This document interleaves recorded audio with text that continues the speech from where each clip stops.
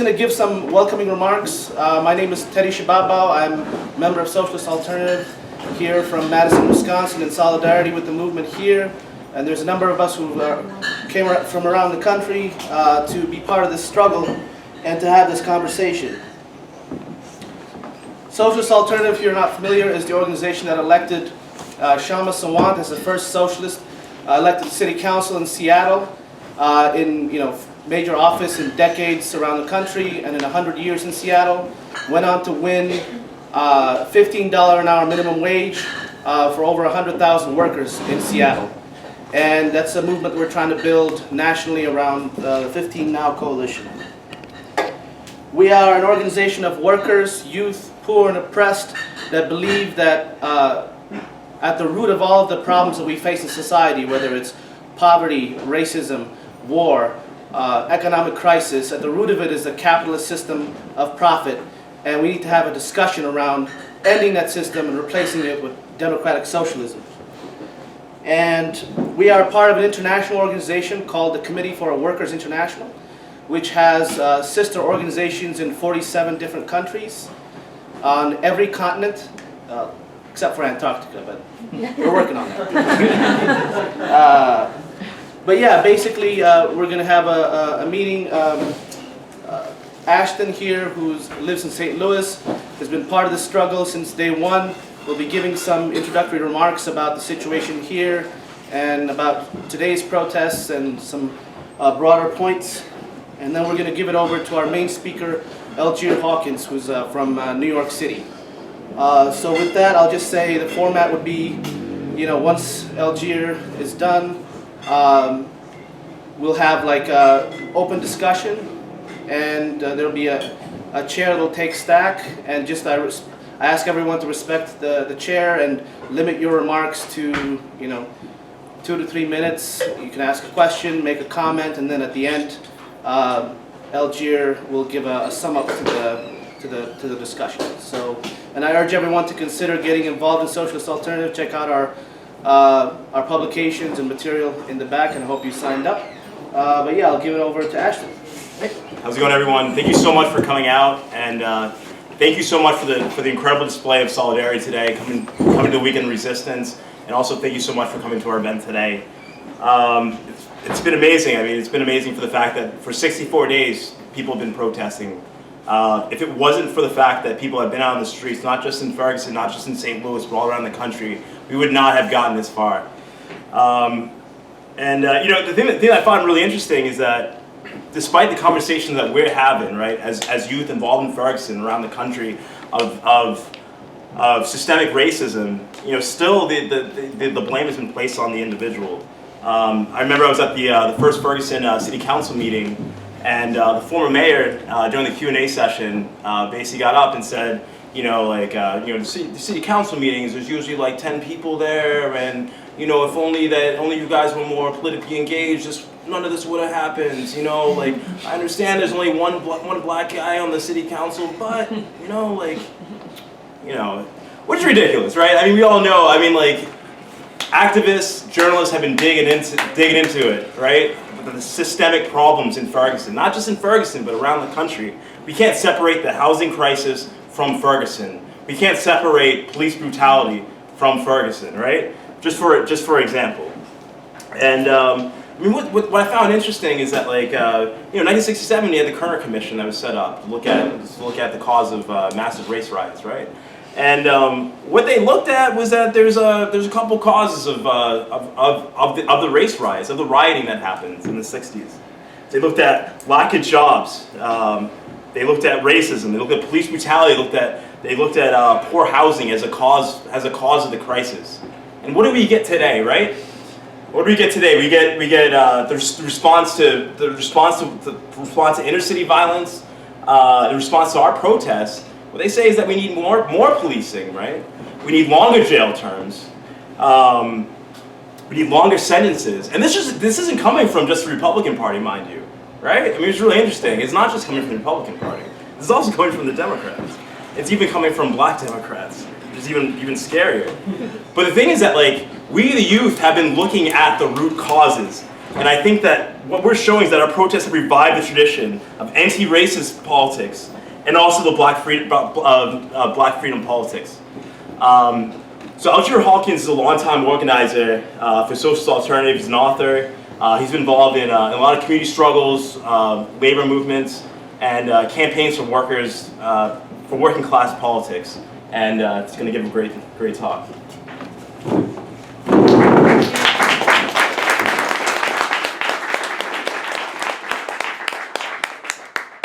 First and foremost, I want to say how happy I am to be here in St. Louis and also in Ferguson.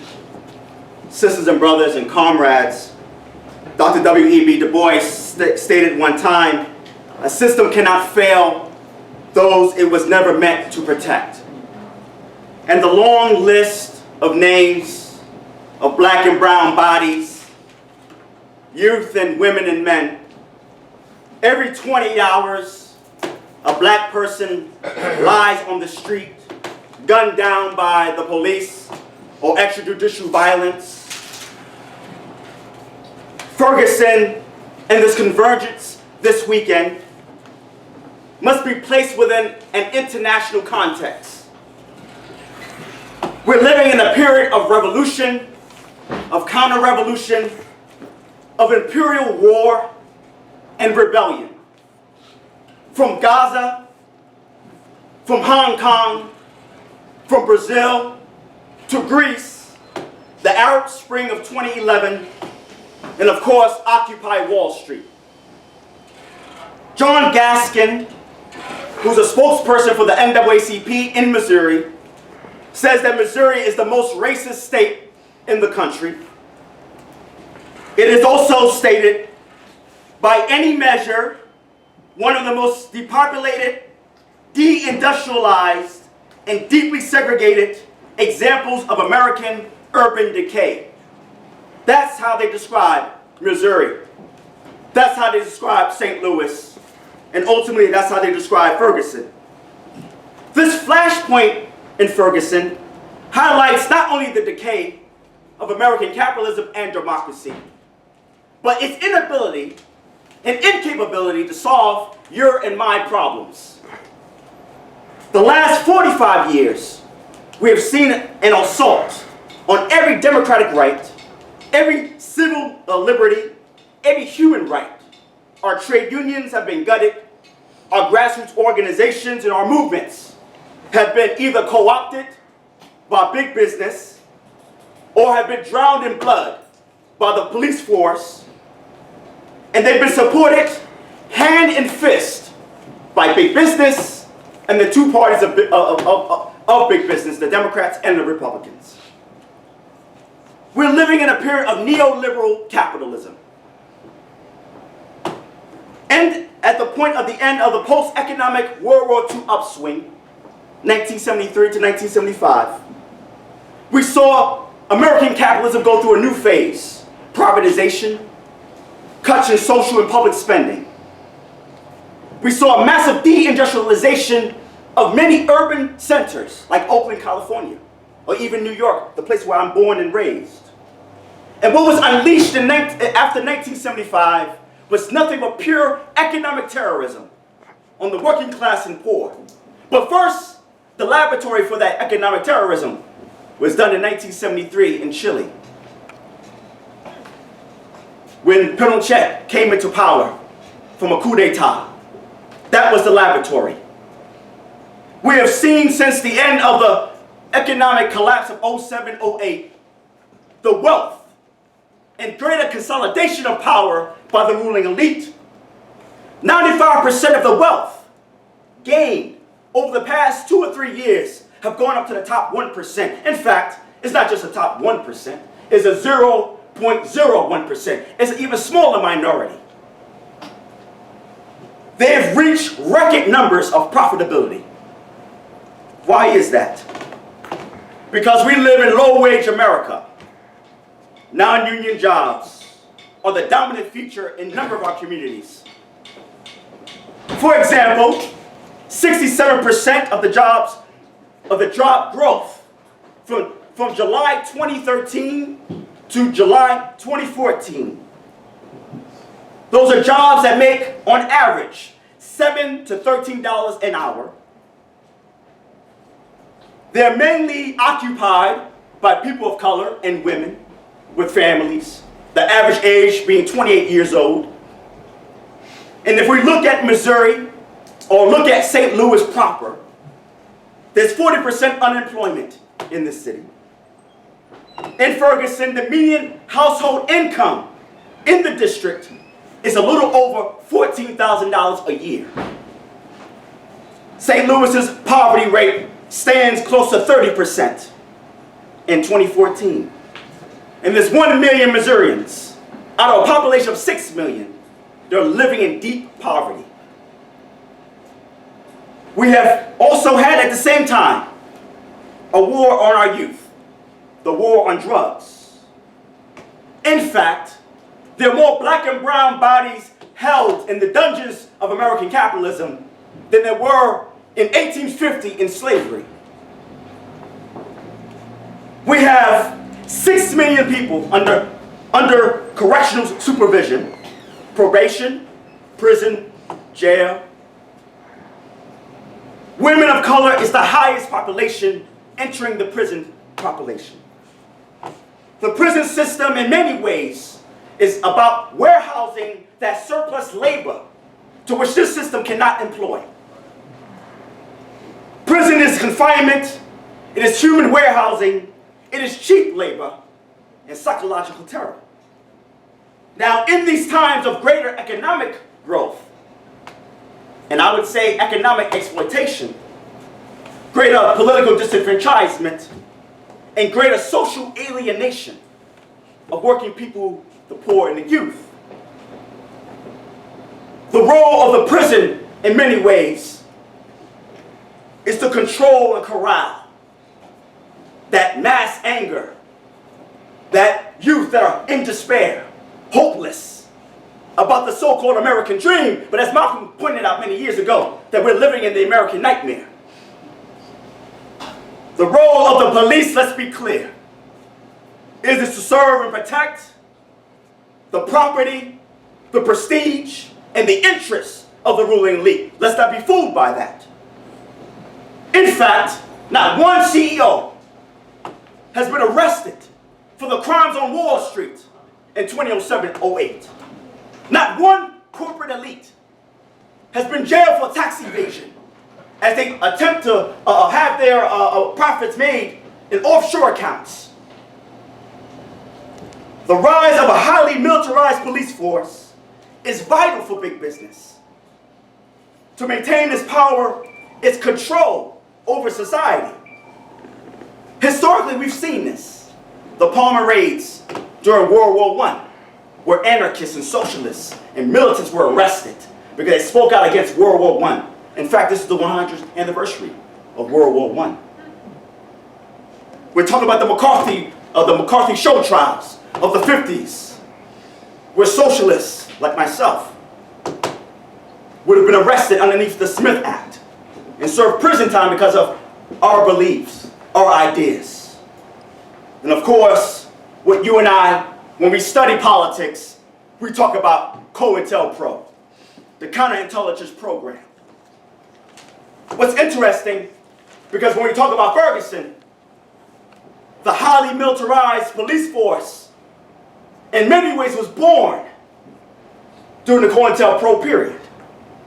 As an example, the FBI conducted 295 military operations.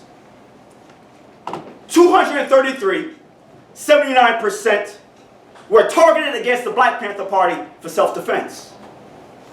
What we know as SWAT, Special Weapons Assault Team, was born to crush and annihilate the Black Panther Party.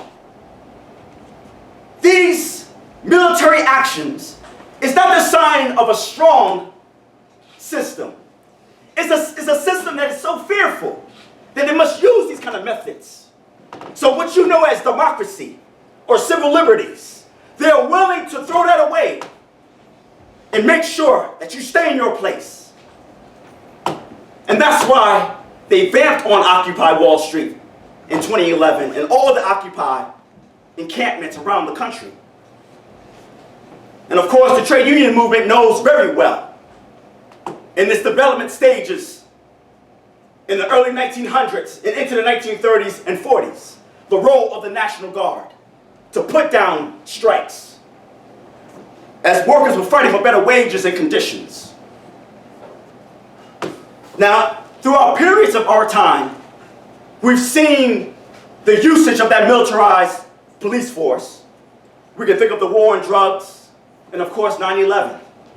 I live in New York, where that horrific moment took place. And you can see the police walking down the street or the subway with M16s. I certainly don't feel safe.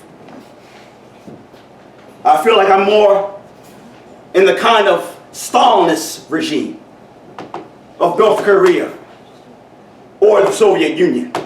Those kind of conditions don't make working people feel safe.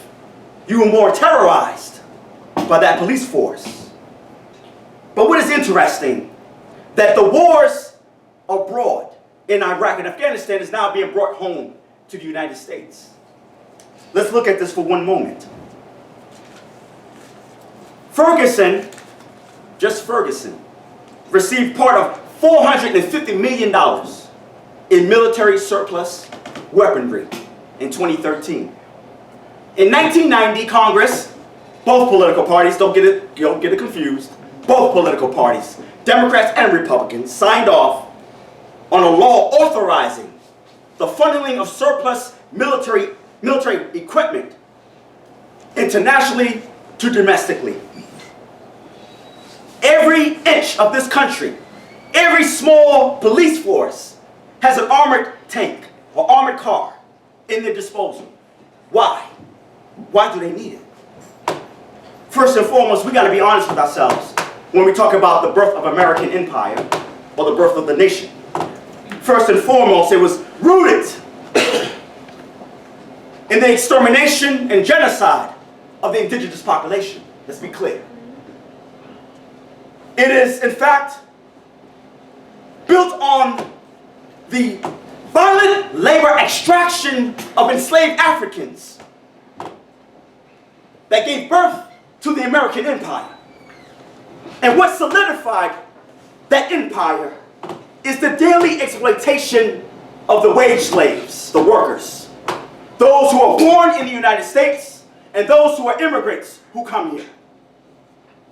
That is the birth of the United States. But why do they fear so much working people and the poor, and particularly people of color? I want to read something real quick. It's a book called The Condemnation of Blackness: Race, Crime, and the Making of Modern Urban America.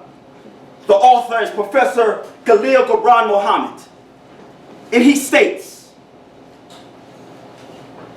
nearly every manner of anti-black terror, oppression, and exploitation, from lynching to convict leasing to political disenfranchisement, brought forth new intellectual efforts of racial justification. The very health of the nation depended on legitimate policies of subjugation when workable in light of African Americans' newly granted constitutional rights and malign neglect otherwise. The new social scientific imperative of the late 19th and early 20th century was to save the nation by measuring black inferiority through any sign of African Americans' failure to dominate or to lead out even to survive in modern society. These new scholars hoped that post-emancipation demographic reports with their tallies of births, deaths, morbidity, and prisoners would prove to be key indicators of black fitness or lack of thereof.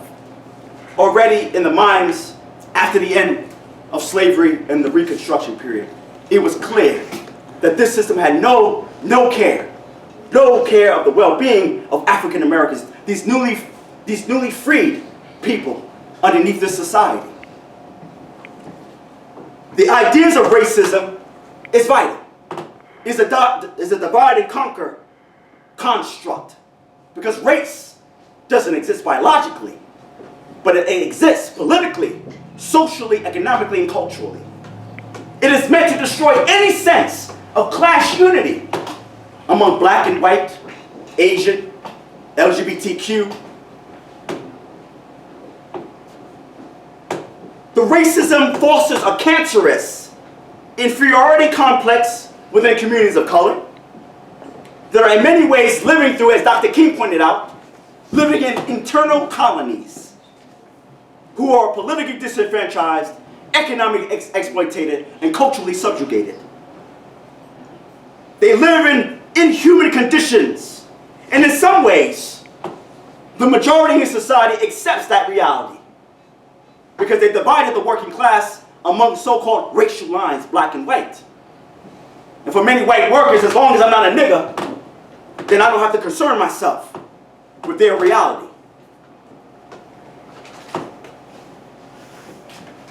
And so there's an acceptance of the use of state-sponsored or extrajudicial violence against the so-called other.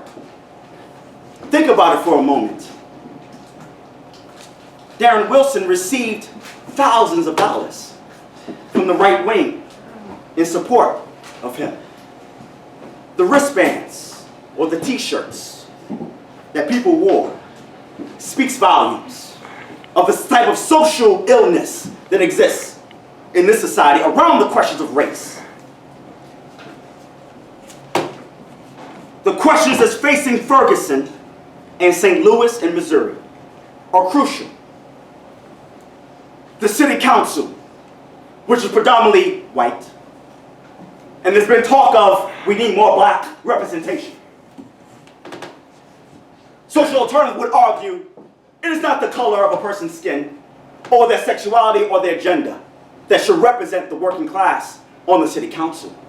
But in fact, what are the ideas that they believe in? What's their program? What interests do they speak to? That's the criteria. That's the measuring stick. The Democratic Party, let's be clear, is a corporate party. We can't shy away from that. A party that is about war, that is about police violence, that talks about or does not address income inequality. In fact, poverty has exacerbated over the past 8 years underneath Barack Hussein Obama. And I will return to him in a moment. But we must revitalize the sense of black organizations because the black freedom movement has a rich history of being anti-capitalist, anti-war, and socialist in character. We need a new leadership. And I would say this, that the sisters and brothers in Ferguson were absolutely correct when they told Jesse Jackson and they told Al Sharpton to get the hell out of town.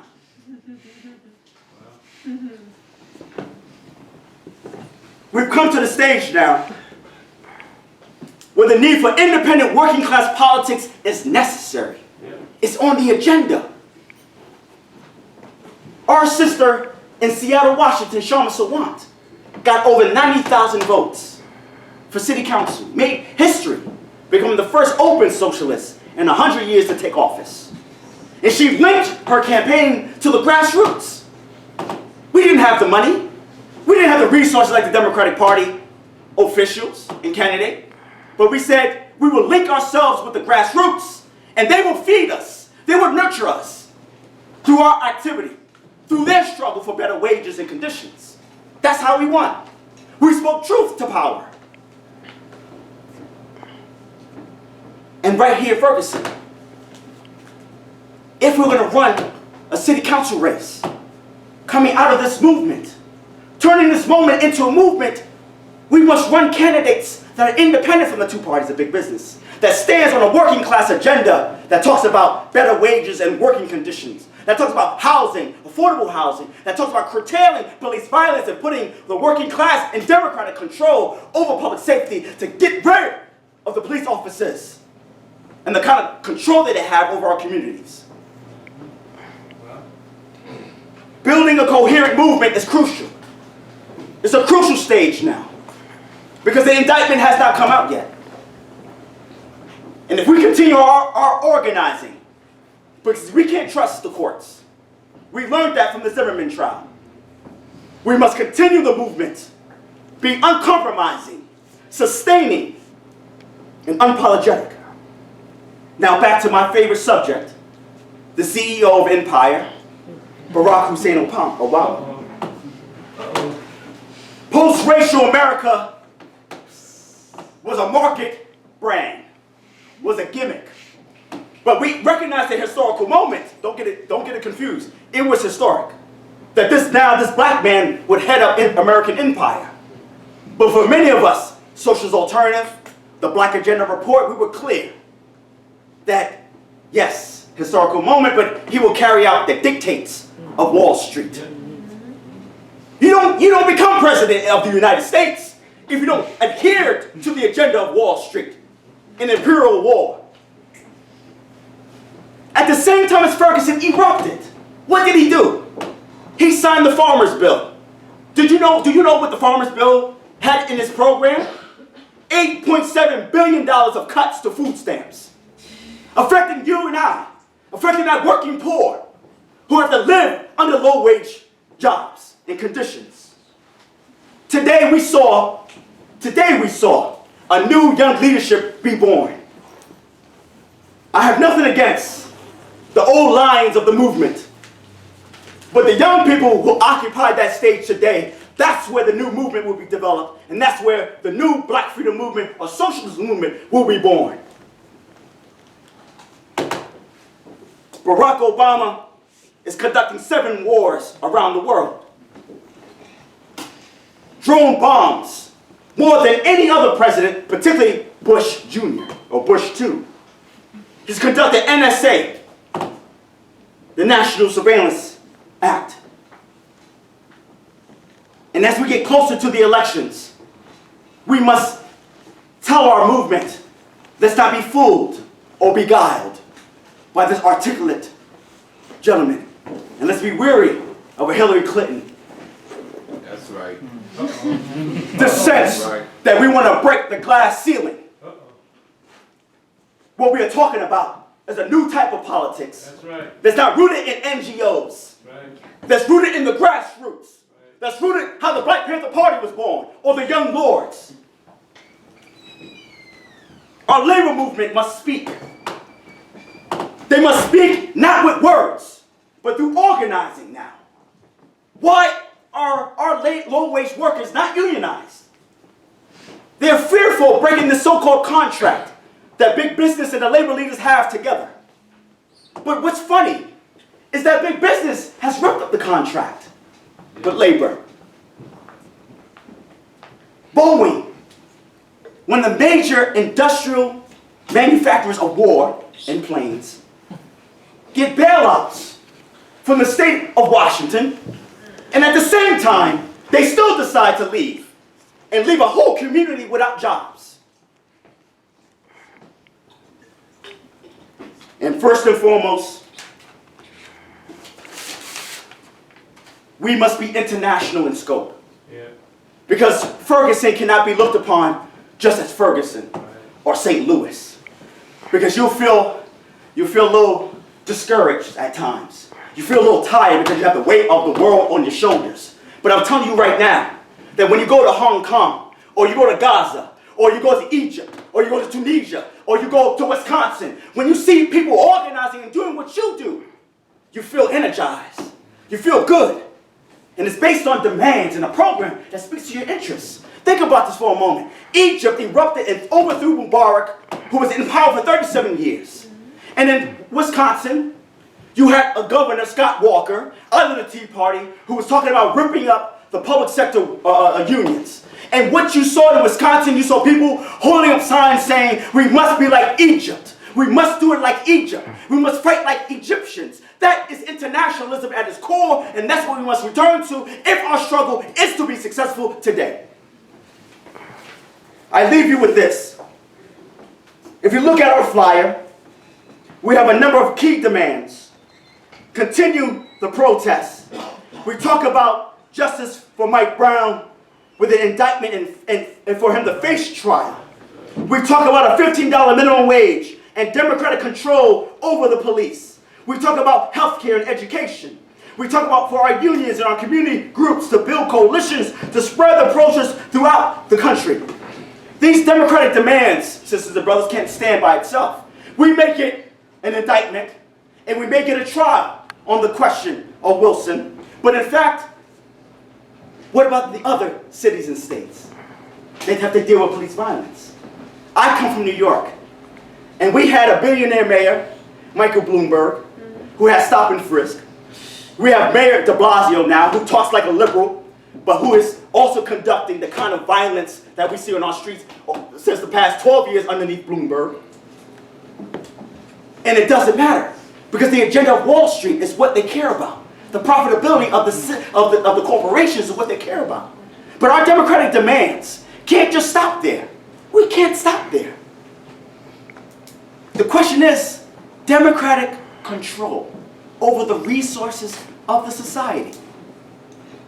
There are more of us than there are of them. You strengthen your democratic demands by saying we must wrest power, political power, economic power, and social power out of the hands of the ruling elite. It is our contention that, in fact, democratic socialism opens up a space in the door to say how can the resources be redistributed to make sure we have no homelessness in this nation. Well, we have 50 million people living in deep poverty.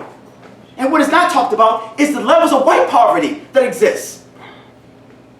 But to permanently uproot police violence, racism, poverty, class, sexual, and gender oppression, we need a system change. Yes, sir. There's no other question. There's no way we can dilly-dally around the issue. That's right. The struggle for democratic socialism and internationalism is on the agenda. And the misery and the agenda of Wall Street and capitalism must end Yes, sir. for this generation and for future generations.